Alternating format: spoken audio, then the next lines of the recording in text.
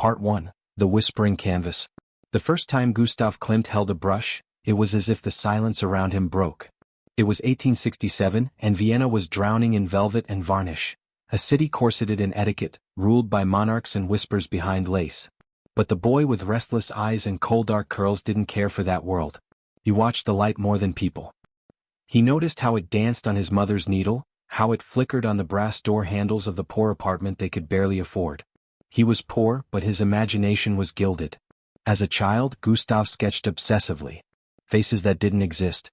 Eyes that followed him. Mouths forever silent. His teachers at the Vienna School of Arts and Crafts noticed his strange gift, technical precision married with something they couldn't name. He painted not what was there but what wanted to be. And then came death. His father passed suddenly. Then his beloved brother.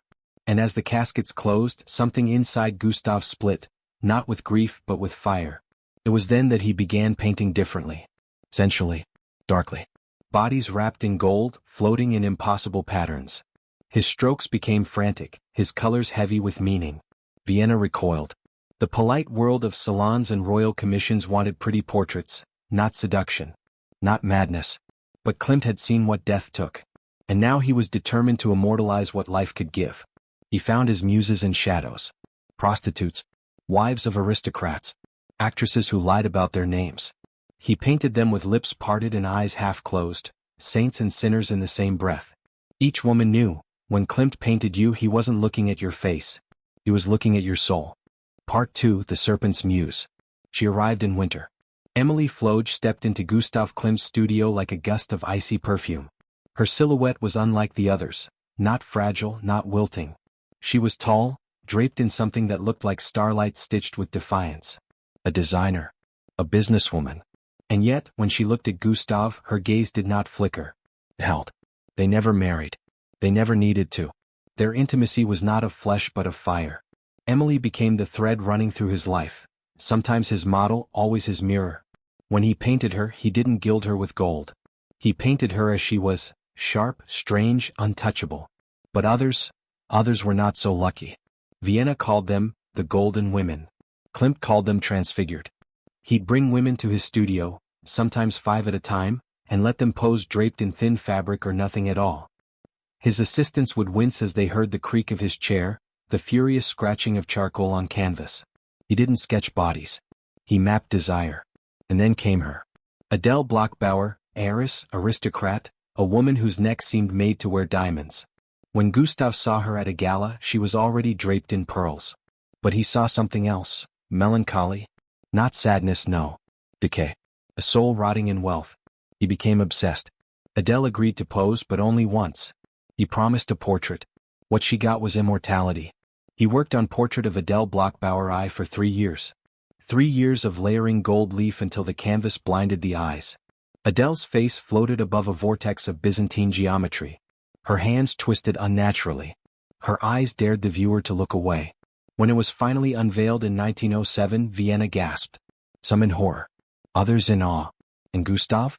He whispered, almost to himself, I have painted a curse. He was not wrong. Part 3. The Church of Flesh and Gold. The studio had become a sanctuary. No crosses. No incense. Only canvases, wide, breathing, burning, and women wrapped in silence and velvet. Klimt no longer painted for fame. Fame had turned its back on him after philosophy, medicine, and jurisprudence. Those massive university commissions rejected for being too sensual, too pagan, too full of skin and sorrow. They had stripped him of medals, titles, approval. Good. He didn't want Vienna's applause. He wanted its daughters. They came willingly. Seamstresses. Actresses. Daughters of merchants and barons. They came to the Secession building, the white temple crowned with laurel leaves, and whispered his name like confession. Klimt. I want to be seen. He saw them. Not just their curves. Their hunger. Their ache to be more than wives or shadows. And he gave them what no priest or husband would. Transformation. One by one he turned them into gods.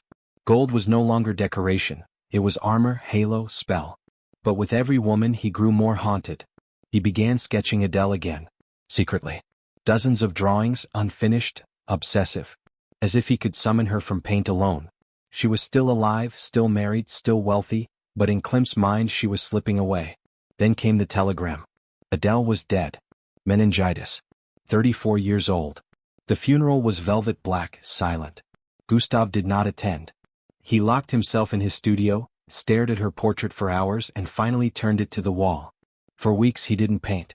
Not until Emily arrived with a roll of silk under her arm and said, "If you won't create, Gustav, I will." That night the candlelight trembled. He picked up a brush. And the gold returned. Part 4. A Death in Mosaic. Vienna was changing. The empire was shrinking, the streets smelled of soot and panic, and the secession had begun to crack. But inside Klimt's studio, it was always spring. Velvet, skin, gold, and death. It crept into his work slowly. Faces grew longer. Eyes blanker. Bodies more angular, trapped in labyrinths of pattern. Even his trees, once glowing with life, now twisted upward like arms reaching out of graves. His women became ghosts. Klimt was aging but not gently. He'd grown heavier, quieter, wrapped in his blue painter's robe like a monk of eroticism. He barely spoke at salons anymore. While Sheila and Kokoschka fought the world with jagged lines and blood-colored canvases, Klimt grew distant. He had seen the future and knew he would not belong to it. Still he painted. The Bride. His last great work. Unfinished. A circle of women swirled in ecstasy and death. Bodies tangled in lust, sorrow, and peace. In the center, a woman sleeping, untouched, dreaming of a wedding that might never come. It was not just a painting. It was a funeral hymn. In early 1918, the flu came to Vienna like a dark fog. Gustav had a cold, then a fever. Then a stroke. Then pneumonia. Emily came every day, kissed his forehead, adjusted the blue robe over his chest. He died on February 6, 1918, with no last words. The city buried him without music. No procession. Just frozen ground and a name chiseled in stone. But Emily, she took the unfinished Bride home. Hung it in her parlor. Sat in front of it each morning with tea and silence. She never married. She died in 1952, and with her passed the last breath of Gustav's world. Part 5. The gold never dies. And yet, Klimt never truly died. He bled into the canvas, into gold leaf, into every eye that stares too long at the Kiss or Adele, into every artist who dares to make beauty out of hunger. The world changed. Vienna became memory. But his women, they glow. They breathe. They whisper. I was seen. I was remembered. Gustav Klimt painted not what the world wanted, but what it feared. Sex, death, power, divinity wrapped in flesh. And in doing so he built a temple. Not of stone. Not of empire. But of eyes and lips and trembling hands. His altar, canvas. His relics, kisses in gold. His gospel, the human body in all its truth and contradiction. So if you ever stand before the Kiss, lean closer. Look past the glitter. Past the pattern. You'll see two figures frozen in eternity. You'll see Klimt watching. And you'll hear her voice, Adele or Emily or any of the 100 women he transformed, whispering through the silence of oil and time. I was not a muse. I was not an object. I was the story. Part 6. The Golden Exile. The war had come, not with drums or thunder, but like a slow eclipse. Vienna, once humming with decadent whispers and the scent of absinthe, was now a city shivering in shadow. The cafes were empty. The salons had fallen silent. And in the tall, ivy-draped house at Feldmulgasse 11, Gustav Klimt stood before a canvas that would not let him go. He was painting the Bride. A sprawling, tangled dream of limbs, silks, death, and awakening. The face of the bride was unfinished, just a ghost of a sketch, and she looked at him with longing and accusation. He had painted so many women. Worshipped them, betrayed them, immortalized them. But this one stared back. Outside the world fractured. The Austro-Hungarian Empire crumbled like a palace of mirrors. Klimt's patrons, the wealthy Jewish collectors, the aristocrats, the architects of decadence, were fleeing, hiding, dying. And he, too, felt like an exile in the city that had once crowned him king. The secession building had been vandalized. Graffiti over the Golden Dome. Degenerate art, they called it. He laughed bitterly. They only call it degenerate when they no longer understand it.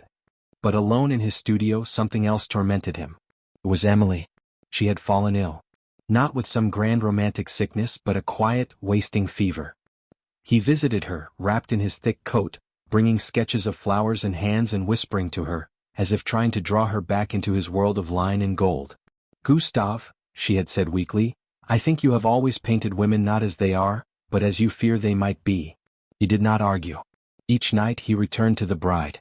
And each night, the unfinished face seemed more alive, more knowing. It began to resemble Emily. Then Alma. Then Adele. Then all of them layered like veils of time. He grew sick himself. The stroke, perhaps. Or his body simply finally surrendering to the weight of years, secrets, and golden ghosts. He collapsed before the canvas.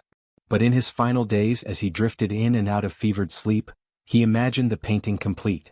He saw it unveiled before a crowd that wept, laughed, knelt in prayer. The bride was not a woman, but a mirror. And in it, every viewer saw their own hunger, their own mortality, their own desperate hope for beauty in a broken world. The canvas remained unfinished.